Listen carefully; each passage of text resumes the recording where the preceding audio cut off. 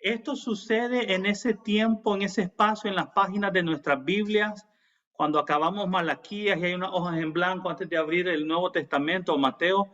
Todos estos eventos o sucesos que acaecen para el pueblo judío son muy importantes porque transforman, moldean, cambian, impactan en diferentes maneras la vida social, religiosa de los judíos, tanto en Palestina como fuera, ¿verdad? Así que a la hora de leer el Nuevo Testamento es importante estudiarte esto para situar el Nuevo Testamento en ese contexto, como dijo el hermano Carlos, ¿verdad? Un contexto religioso diverso. Entonces, de manera general, les recuerdo que estamos hablando del tema 3 en este curso, que tiene que ver con el estudio del trasfondo histórico, filosófico, religioso del Nuevo Testamento. Obviamente en este curso queremos abarcar generalidades, ideas bastante grandes, ¿verdad? No podemos detenernos en muchos detalles, lastimosamente. Sin embargo, yo espero que usted sea como los estudiantes de Berea. Cuando escuchaban a Pablo, iban y ellos investigaban también a ver si lo que Pablo les decía era cierto, ¿verdad? De esa manera yo quiero animarlos a que ustedes, por sus propios medios y en su tiempo, también puedan dedicar un pequeño espacio de tiempo a investigar, a indagar sobre estas cosas que estamos aprendiendo acá, ¿no? Bien, habiendo dicho eso, hermano, entonces pasemos a continuar hablando del judaísmo. Recuerde, el judaísmo es importante porque viene a ser la matriz que va a dar a luz a las primeras comunidades de fe. ¿Qué van a recibir las primeras comunidades de fe del judaísmo? Ustedes hicieron parte de eso en la tarea, ¿no? Instituciones como por ejemplo el templo, la sinagoga,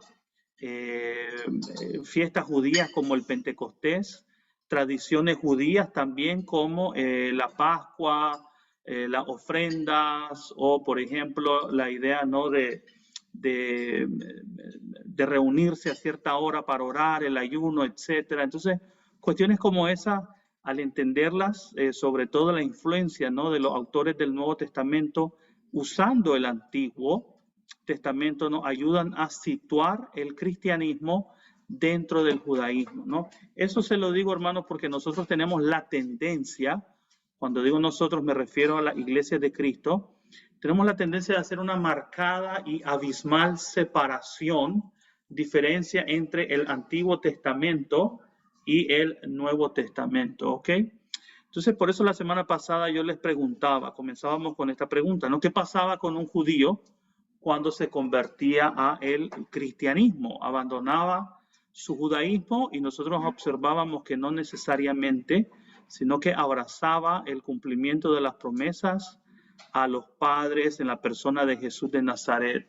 Ok, entonces yo les comparto acá la pantalla para que sigamos viendo esta presentación y tratar de terminarla en esta noche. Hablamos de estos mayores periodos, hablamos de estas características, yo creo que por acá quedamos, ¿no? Hablamos de la diversidad religiosa, hablábamos de los fariseos y cómo ellos creen en la ley escrita y la ley oral. Hablamos de los saduceos y cómo los saduceos tienen un énfasis en la ley escrita, la Torá, los primeros 5 libros de la Biblia, ¿no? El Pentateuco que nosotros llamamos. A los samaritanos que adoran en el monte Gerizim, ¿te acuerdas en Juan 4? La conversación de Jesús con la mujer samaritana que le dice, los samaritanos adoramos en Gerizim, ¿no? En el templo de Samaria, en el templo de los samaritanos, ¿no? Ellos tienen una versión del Pentateuco un poco diferente a la de los saduceos. Sin embargo, para ellos igualmente solamente el Pentateuco, la ley de Moisés, es la autoritativa. Después tenemos otro grupo, si ustedes han escuchado hablar de los rollos del Mar Muerto o la secta de Qumran, también conocidos como los esenios. Los esenios son un grupo que fue establecido entre el tercer siglo y el segundo siglo antes de Cristo, en el lado, la región sur del desierto de Judea, en el Mar Muerto.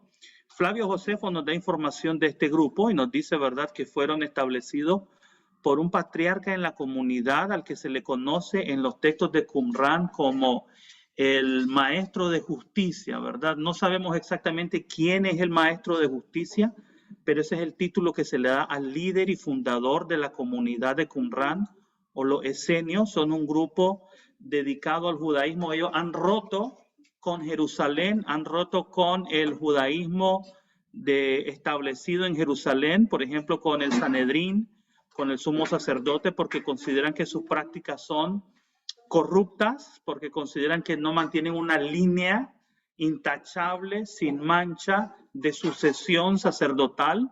Entonces ellos han roto con el judaísmo oficial, por así decirlo, de Jerusalén, y se han mudado a vivir a esta sección, a este lugar. ¿Se acuerdan donde predica Juan el Bautista, no? Cuando Juan el Bautista predica en la región montañosa del desierto de Judea, en una región similar. Los esenios, ya le voy a dar la palabra al hermano Leonicio. Los esenios, entre otras cosas, consideran como autoritativo de la escritura la ley, o sea, el Pentateuco, los profetas y los escritos. Para ellos los escritos, estamos hablando de los salmos, estamos hablando de Esdras, Nehemías, estamos hablando de Ruth. Interesantemente, no se ha encontrado copia del libro de Esther entre los rollos de los manuscritos de Qumran. Tal vez algunos de ellos no lo consideraban inspirado, no sabemos, ¿verdad? Pero es el único libro del Antiguo Testamento que tenemos que no se ha encontrado. Ahora bien, le voy a dar un dato interesante y le voy a dar la palabra al hermano Leonicio. Antes del descubrimiento de los rollos de Qumran, los rollos de Qumran son copias o comentarios a libros de la Escritura que fueron descubiertos en las cuevas del Mar Muerto a finales de la década de los 40 del siglo pasado.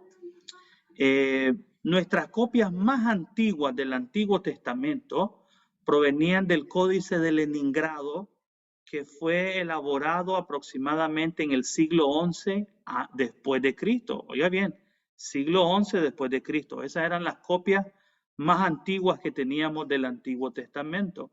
Pero con el descubrimiento de los rollos de Qumran, producidos por los esenios, se han encontrado copias, por ejemplo, rollos de Isaías, que datan incluso del 200 antes de Cristo. O sea que ellos nos proveen copias todavía más antiguas de las escrituras que llamamos Antiguo Testamento. Ok, hermano Leonicio, diga. No, hermano, quería hacer una pregunta con respecto a los esenios, porque, bueno, he escuchado en algunas ocasiones de que como que esta secta, ellos como que vivían en la parte más aledaña, más alejada. Entonces, digamos, si hay alguna razón, o sea, si hay datos de alguna razón por la que ellos vivían así, más alejados como de las áreas pobladas, por decirlo de una manera. Muy buena pregunta, hermano. Como les acabo de decir, ¿verdad? Flavio Josefo tiene 2 obras. Creo que el hermano Fernando Montes, no sé si compartió una obra o las 2 obras en el canal de Telegram. Una obra de Flavio Josefo se llama La Guerra de los Judíos y la otra obra de Flavio Josefo se llama Antigüedades de los Judíos. Y en esa obra él describe estas sectas. Entre esas sectas él describe a los esenios, en qué creen, cuál es el proceso de admisión de los esenios. Por ejemplo, los esenios tienen para admitir a las personas dentro de su comunidad. No son como las iglesias al día de hoy, ¿verdad? Que le abrimos la puerta a cualquiera que quiere meterse y ya punto, ¿verdad? No le hacemos ninguna pregunta de dónde viene, simplemente se quiere unir y ya está. No, ellos pasaban un riguroso proceso. Por ejemplo, dejaban que la persona que quería llegar y unirse estuviera ahí meses afuera queriendo entrar. Se tenía posesiones materiales, las debía vender y ponerlas en el tesoro común de la comunidad de esenia, ¿verdad? O sea, ya no tenía nada en común. Algo así como se acuerdan los primeros creyentes en Hechos cuando vendían sus propiedades y traían lo vendido a los pies de los apóstoles. Bueno, ya vendido no es de ellos, sino que es del que tenga necesidad, ¿no? ¿Por qué viven retirados, hermanos? Porque ellos consideran que en ellos, en su comunidad, se mantiene intacta, por así decirlo, sin mancha, ¿verdad? La esencia de Israel.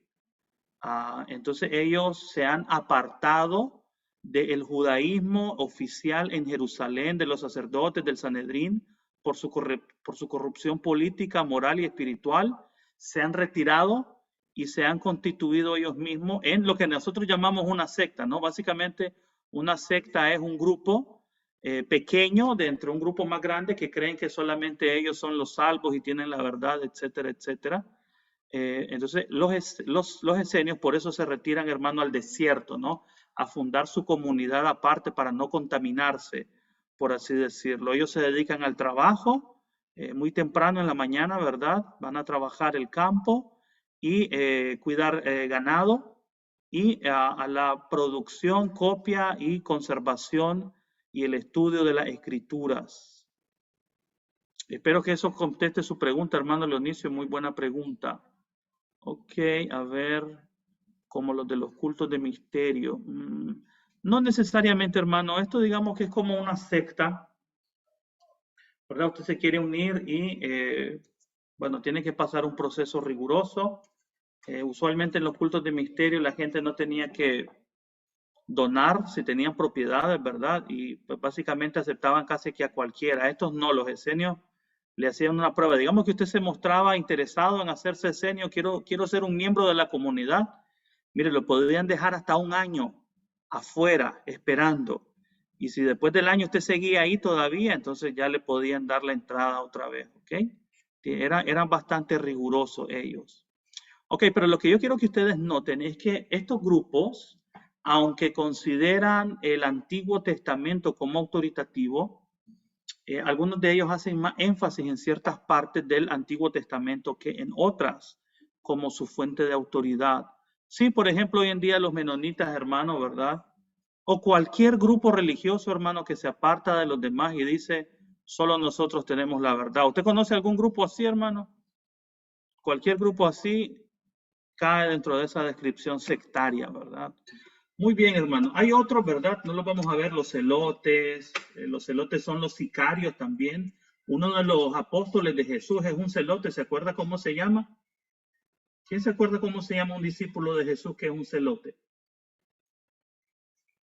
A ver, destape su micrófono el hermano o hermana que sabe cuál discípulo de Jesús era un celote.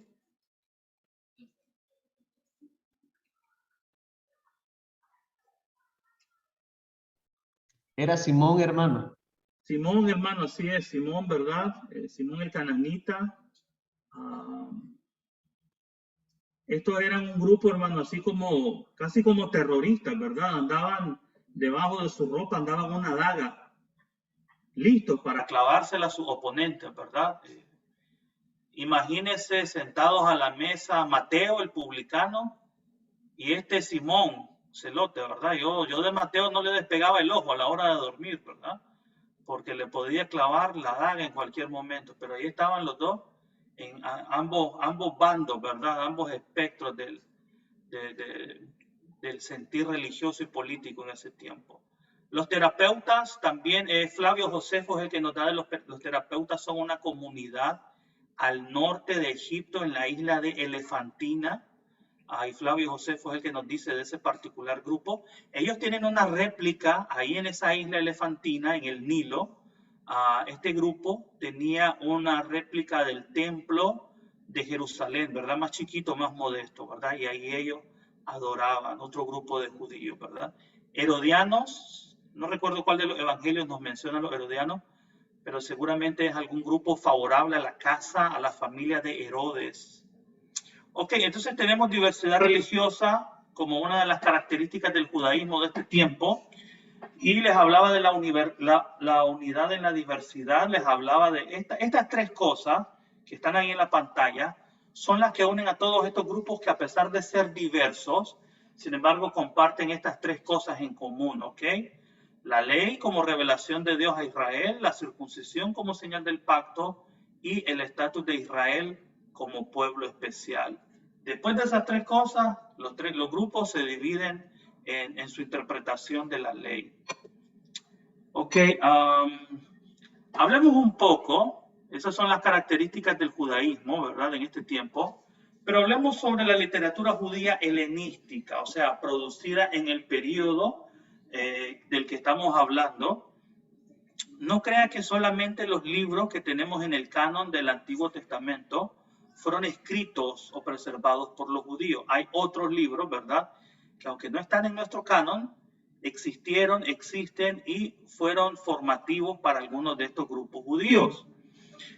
Por ejemplo, ¿verdad? Yo creo que alguno de ustedes me hacía mención el otro día sobre aquel pasaje en Segunda de Pedro, que dice, descendió el Señor con sus millares de santos para ejecutar juicio contra los impíos, etcétera, etcétera. Entonces algunos dicen, bueno, eso se encuentra, hay una tradición similar en el primer libro de Enoc, y el primer libro de Enoc, hay mucha literatura en este tiempo que circula en base a algún patriarca o famoso personaje de la antigüedad, ¿no? Enoc, Moisés, algunos de los patriarcas como Jacob, etc.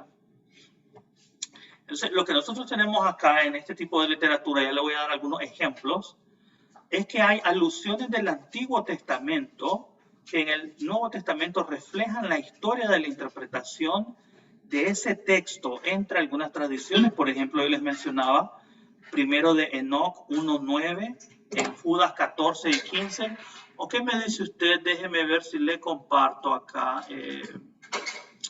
Vamos a ver si yo le puedo compartir en...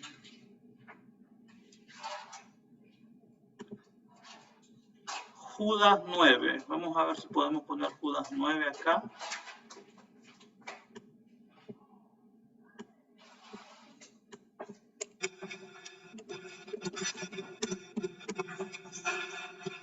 Ok, dice, ¿pueden ver mi pantalla?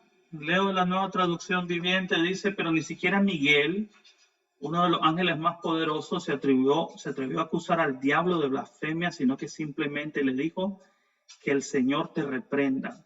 Esto ocurrió cuando Miguel disputaba con el diablo acerca del cuerpo de Moisés. ¿De dónde se saca esa historia el autor de Judas?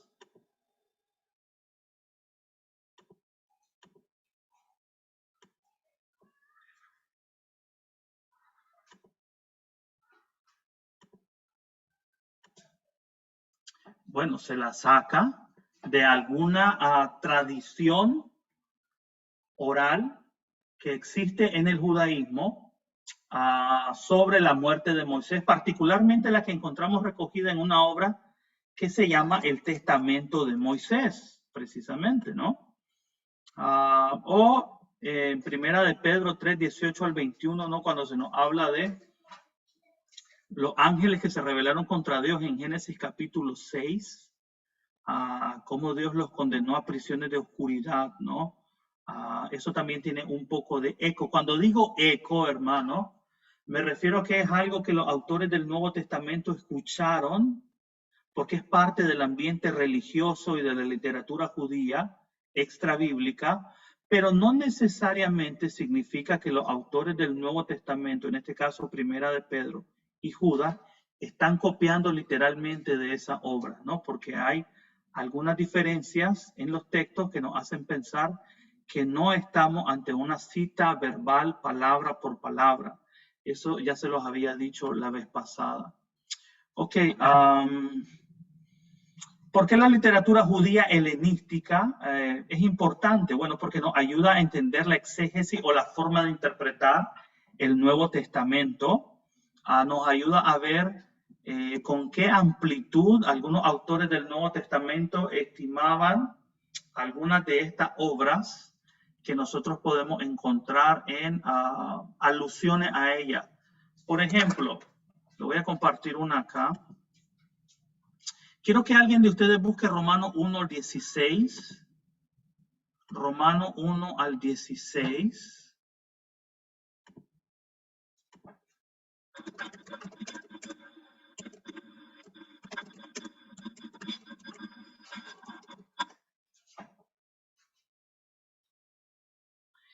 Y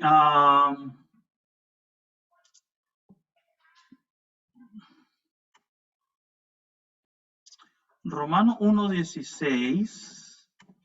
Déjame ver.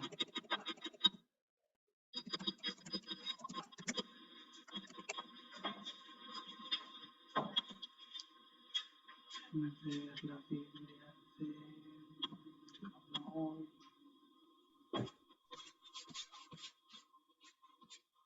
¿Puedo leer, hermano? Sí, lee los versículos. A ver. Vamos a ver si lee los versículos del 16 en adelante.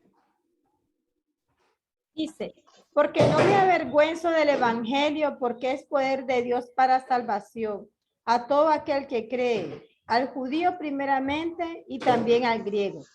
Porque en el evangelio la justicia de Dios se revela por fe y para fe, como está escrito, mas el justo por la fe vivirá. Sigo.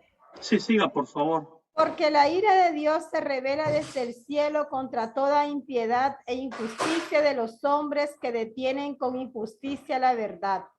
Porque lo que de Dios se conoce les es manifiesto, pues Dios se lo manifestó. Porque las cosas invisibles de Él, su eterno poder y deidad, se hacen claramente visibles desde la creación del mundo, siendo entendidas por medio de las cosas hechas, de modo que no tienen excusa. Pues habiendo conocido a Dios, no le glorificaron como a Dios, ni le dieron gracias, sino que se envanecieron en sus razonamientos y su necio corazón fue entenebrecido. Profesando ser sabios, se hicieron necios y cambiaron la gloria del Dios incorruptible en semejanza de imagen de hombre corruptible, de aves, de cuadrúpedos y de reptiles. Por lo cual también Dios lo entregó a la inmundicia en las concupiscencias de sus corazones, de modo que deshonraron entre sí sus propios cuerpos, ya que cambiaron la verdad de Dios por la mentira, honrando y dando culto a las criaturas antes que al Creador, el cual es bendito por los siglos. Amén. Ok, gracias, hermana. Hay un libro que se llama Sabiduría.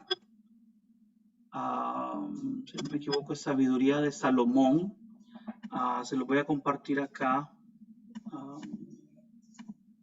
Es un libro que nosotros no tenemos en nuestro canon, ¿no? Pero que los judíos de este tiempo, eso es lo que les estaba diciendo, ¿no? Ellos lo tienen.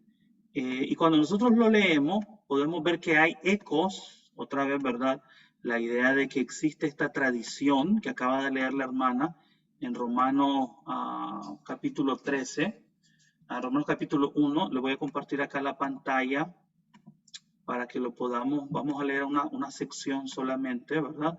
Pero mire la similitud que tiene lo que escribe Pablo con la sabiduría de Salomón, capítulo 13, vamos a leer desde el verso 1 en adelante. Dice, mire, faltos por completo de inteligencia son todos los hombres que vivieron sin conocer a Dios. ¿Okay? Esta es una obra mucho antes de Pablo, los cuales, a pesar de ver tantas cosas buenas, no reconocieron al que verdaderamente existe, los cuales, a pesar de ver su obra, no descubrieron al que la hizo. En cambio, tuvieron por dioses que gobiernan el mundo, al fuego, al viento, al aire ligero, a las estrellas del firmamento, al agua caudalosa y a los astros del cielo.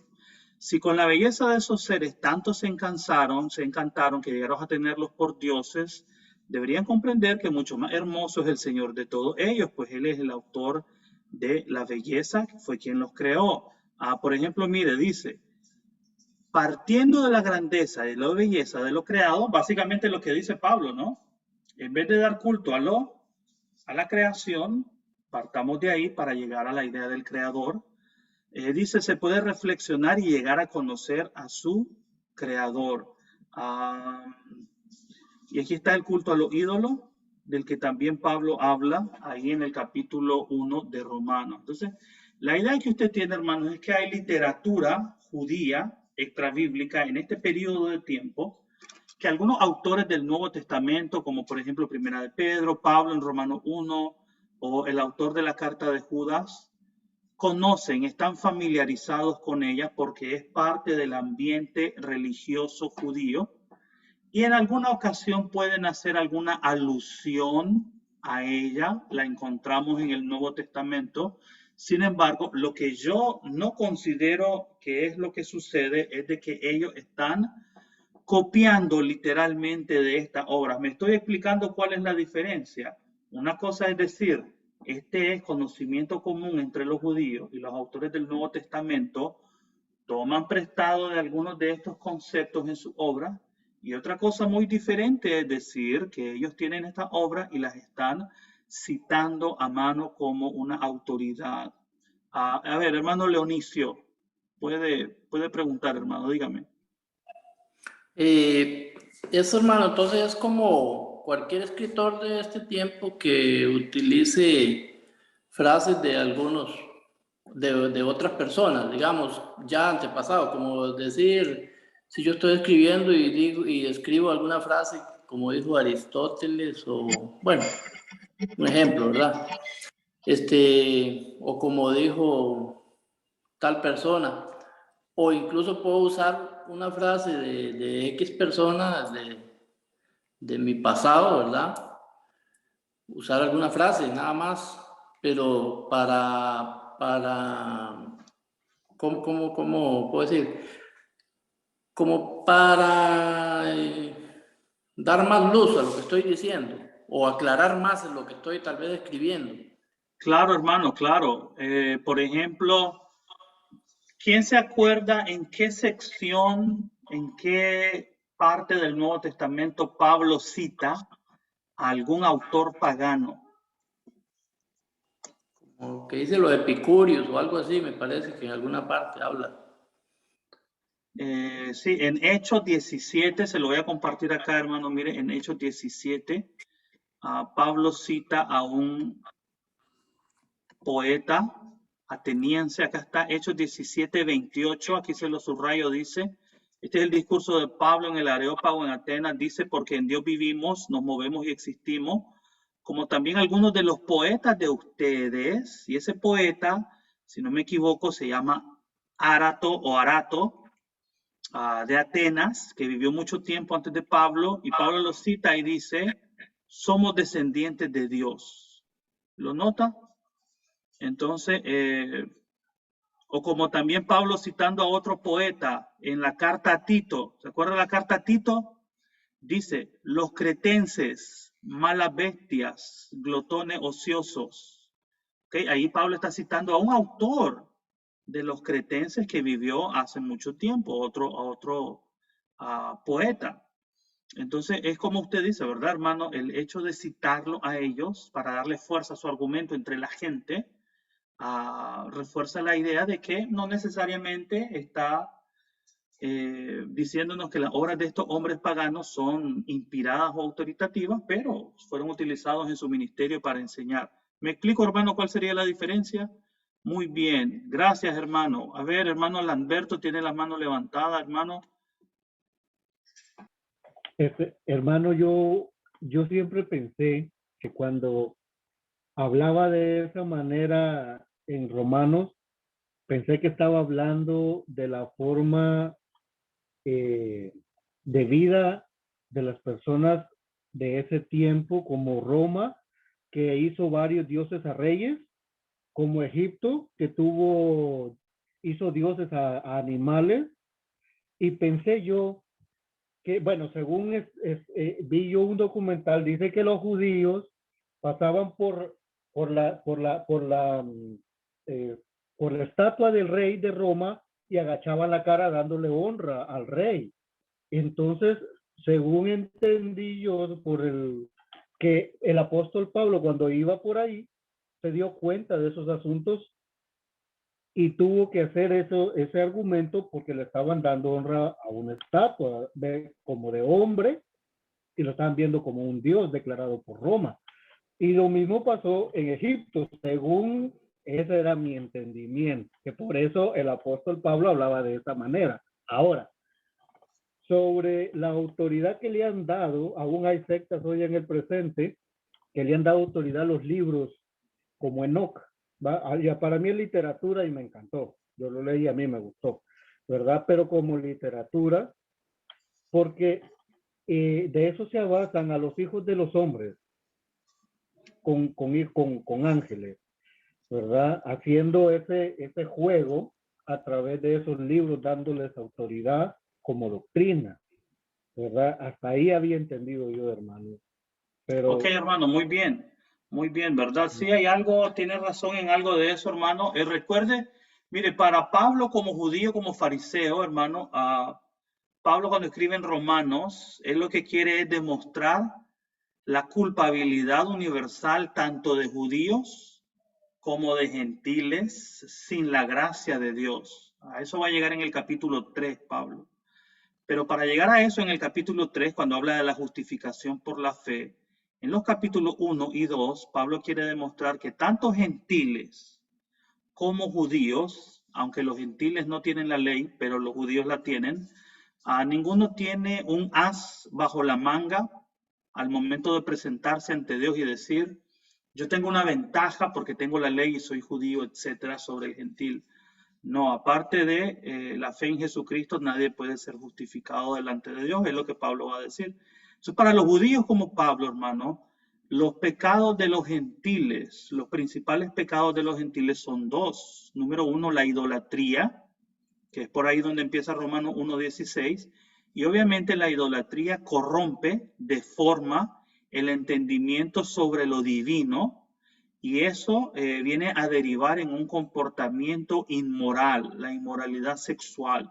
Entonces, para los judíos como Pablo, esos son los principales dos pecados de los gentiles, la idolatría y la inmoralidad sexual. Entonces, no es coincidencia, hermano, que Pablo escriba en la carta a los romanos esto. Ahora, no es que Pablo está en Roma y está viendo que los romanos o los cristianos o los judíos hacen eso, hermano, no hay que ir lejos. El templo en Jerusalén ofrece el sacrificio de la tarde para el emperador, para su alma, para su espíritu, y para los romanos eso es muestra suficiente de lealtad de los judíos hacia Roma. Los judíos bajo los romanos, por una buena parte, gracias a, entre otras cosas, la relación que tuvo la familia de Herodes con Roma, los judíos estaban exentos del servicio militar bajo los romanos. Y su religión, el judaísmo, era, aunque no era una religión legal, la religión oficial, era una religión lícita, o sea, era una religión que tenía carácter autoritativo, que era autorizada por los romanos, no así otras religiones, hermanos. Entonces, los judíos gozaban de algunas protecciones bajo los romanos. Obviamente, no todos los judíos les va a gustar los romanos. Recuerde que ya le mencioné a los celotes. Eso se lo digo para que recuerden otra vez. Cuando digan judíos en el Nuevo Testamento, usted tiene que mencionar con nombre y apellido si se está refiriendo a fariseos, si se está refiriendo a saduceos o si se está refiriendo a alguno de estos otros grupos, pero no todos los grupos creen lo mismo.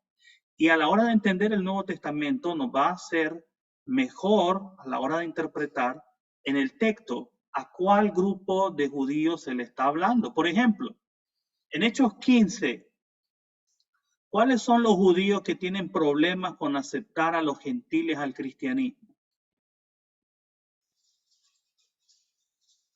Usted no puede decir que son todos los judíos, porque no son todos los judíos. Pero Hechos 15 nos dice que hay un grupo particular de judíos que le dicen a los gentiles, si no se circuncidan conforme a la ley de Moisés, no pueden ser salvos. ¿Quiénes son? La barbaridad, mano, lo voy a mandar a leer el Nuevo Testamento, ¿ah? Bárbaro. Hechos 15, a ver, Hechos 15. Eso que Hechos 15 es uno de los libros más predilectos, ¿no? En las iglesias de Cristo. A ver, Hechos 15. A ver, vamos a leer el versículo. A ver.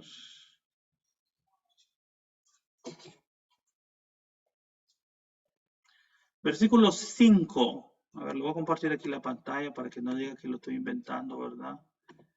A ver, Hechos 15, verso 5, mire, dice...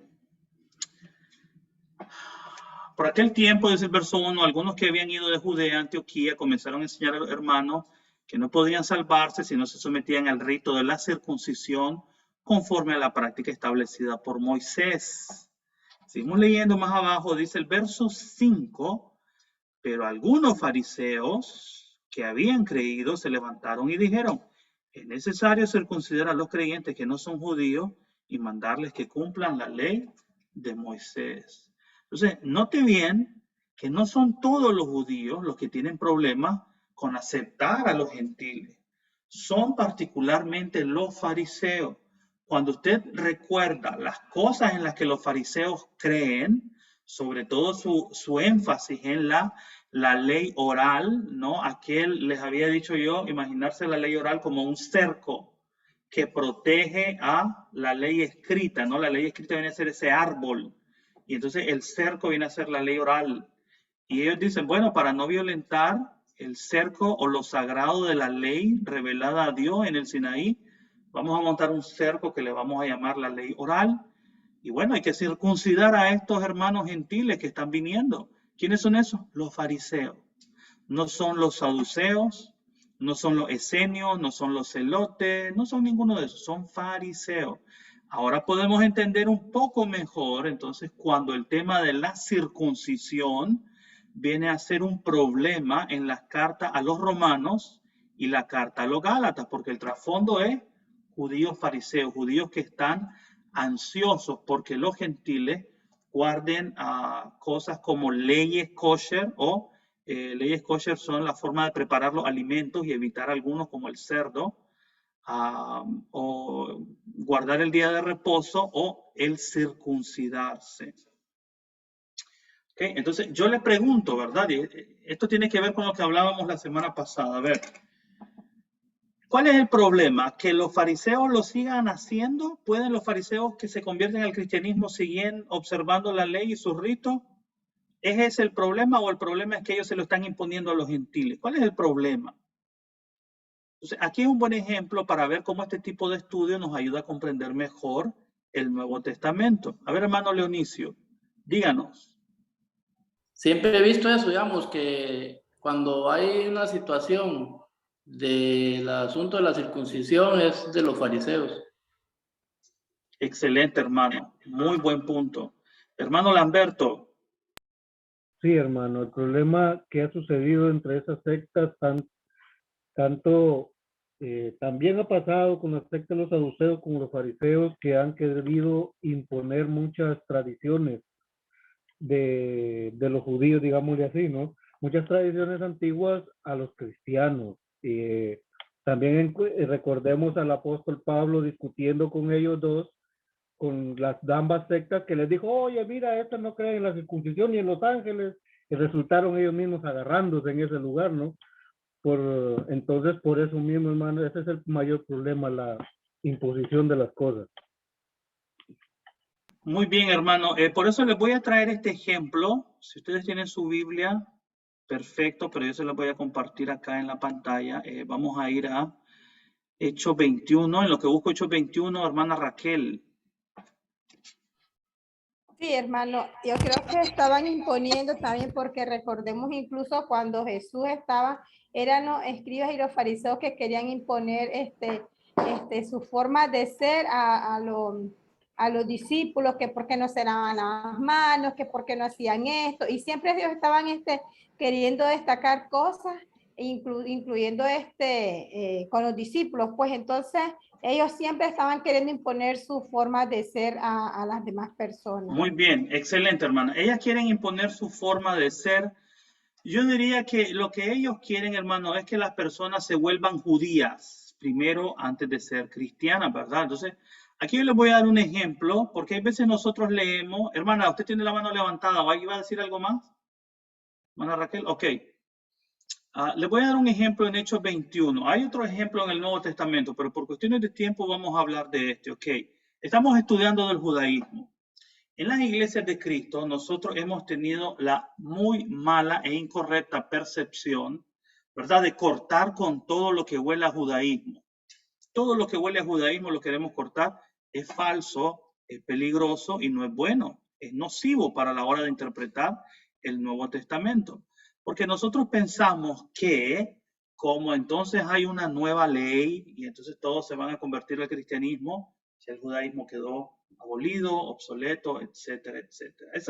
Esa visión, esa caricatura le llamo yo, es problemática porque muchos judíos que se convertían seguían practicando el judaísmo. Aquí le voy a poner un ejemplo. Mire, este es Pablo. Hechos 21, Pablo llega a Jerusalén con la famosa ofrenda. La ofrenda de la que usted lee en 1 Corintios 16, en 2 Corintios 8 y 9, en Romanos 15, él lleva la colecta de las iglesias gentiles. Son las iglesias gentiles que Pablo estableció, a las que Pablo les pidió colaborar en esta colecta para los hermanos en Jerusalén.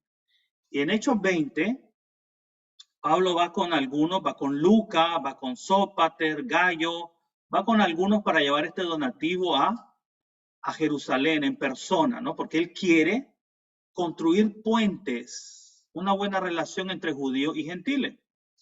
Esa es la misión de Pablo cuando lo arrestan en el templo, en Hechos 21. Entonces, cuando Pablo llega y se presenta con las meras columnas del judaísmo conservador, ¿no?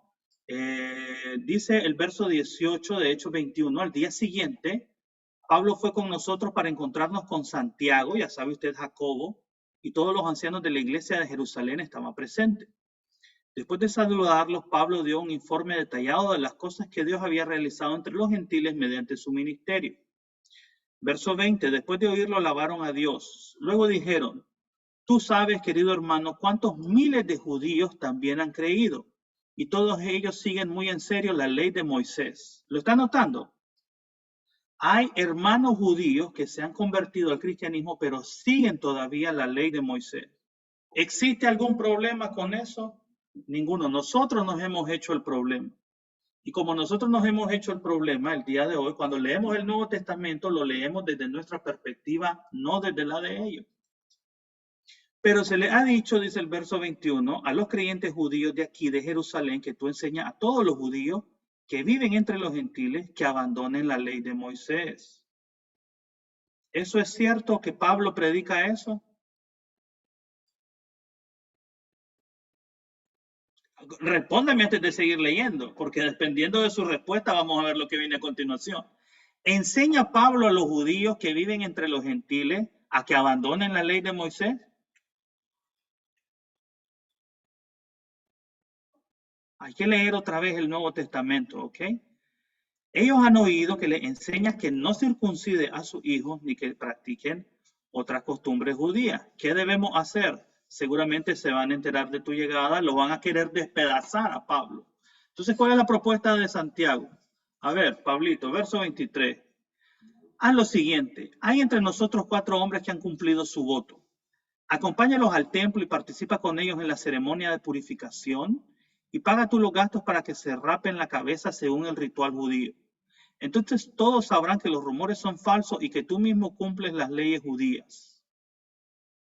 Estamos hablando de lo que falsamente llamamos la ley ceremonial, ¿se acuerda?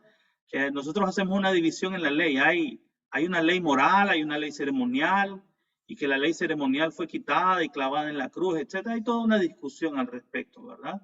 Hay una sola ley, pero trae estipulaciones morales y hay otra parte que trae estipulaciones de culto, ¿no? Rituales podríamos llamar. ¿Qué hace Pablo, hermano? ¿Qué hace Pablo? ¿Va a observar la ley o va a abjurar de la ley? ¿Va a renegar de la ley? Bueno, sigamos leyendo. Dice, en cuanto a los creyentes gentiles, ellos deben hacer lo que ya les dijimos en una carta, ¿se acuerdan? En Hechos 15. Abstenerse de comer alimentos ofrecidos a ídolos, de consumir sangre o la carne de animales estrangulados y de la inmoralidad sexual. Esas son las pautas básicas para mantener comunión judíos y gentiles. Estos son los fariseos. ¿Okay? ¿Qué hace Pablo? Dice el verso 26. Al día siguiente, Pablo fue al templo con los otros hombres.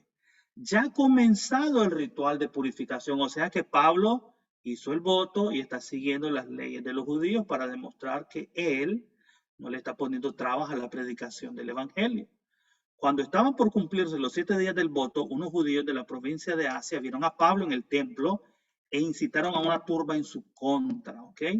Pablo va a presentar la ofrenda, va a presentar la ceremonia, los votos, conforme a la ley judía, hermano. No hay ningún problema, él guarda la ley cuando tiene que guardar la ley. ¿Es Pablo un hipócrita porque dice una cosa y hace otra? No, lo que pasa es que nosotros hemos entendido mal a Pablo. Hemos entendido mal el judaísmo del siglo I. Pensamos que una vez que un judío se convertía al cristianismo, rompía con el judaísmo. Falso, hermano, no rompe con el judaísmo. Sigue siendo judío, sigue circuncidando a su hijo, sigue guardando el sábado, sigue absteniéndose de carne de cerdo. El problema es cuando los fariseos comienzan a exigir para mantener la comunión y aceptar a los gentiles como hijos de Abraham. Los fariseos exigen que los gentiles guarden también estas cosas. Y ahí es donde Pablo va a decir, un momento, no funciona así. No funciona así. ¿Lo está viendo, hermano? A ver, le voy a dar otro ejemplo rápido, un verso, donde Pablo también guarda la ley, ¿verdad? A ver, 1 Corintios, y ya le voy a dar la palabra, hermano. 1 Corintios 16. Ok, a ver, mire, dice el verso 8, mientras tanto seguiré aquí en Éfeso hasta el festival de Pentecostés. Quiero observar esa fiesta ahí. Y nos dice, aquí está otro ejemplo, mira, Hechos 18, dice, después Pablo se quedó en Corinto un tiempo más, luego se despidió de los hermanos y se fue a Cencrea, que quedaba cerca. Allí se rapó la cabeza, según la costumbre judía, en señal de haber cumplido un voto. ¿Okay? Entonces, ese es un ejemplo, ¿verdad, hermano? Simplemente para ilustrar lo siguiente, y con esto vamos a concluir. Estudiamos el judaísmo, hermanos, y es necesario estudiarlo porque es una rica fuente de entendimiento para la interpretación del Nuevo Testamento, que nos permite conocer no solo las costumbres, sino que también nos permite ver de qué manera estos acontecimientos y el judaísmo como un fenómeno religioso impactaron, moldearon, transformaron las primeras comunidades de fe y por ende la producción del Nuevo Testamento. Entonces, todo eso va metido, hermano, cuando usted lee el Nuevo Testamento. Entonces, eso es todo, ¿verdad? Simplemente quiero hacerles conciencia de la importancia de aprender sobre el judaísmo a la hora de leer e interpretar el Nuevo Testamento. Si no hay más preguntas, a ver, voy a dejar unos 2 minutos. Si tienen comentarios, dudas, preguntas, ¿verdad? Ya hemos escuchado al hermano Lamberto. Gracias, hermano, por tus comentarios, ¿verdad? Quiero darle la participación a otro. Yo sé que otros tienen algo importante que decir. El hermano Leonicio también, ¿verdad, hermano? Gracias. Pero ahorita, en este tiempo, quisiera darle la oportunidad a algún otro hermano o hermana, si tiene alguna pregunta, comentario, duda o consulta, para ya ir cerrando por esta noche.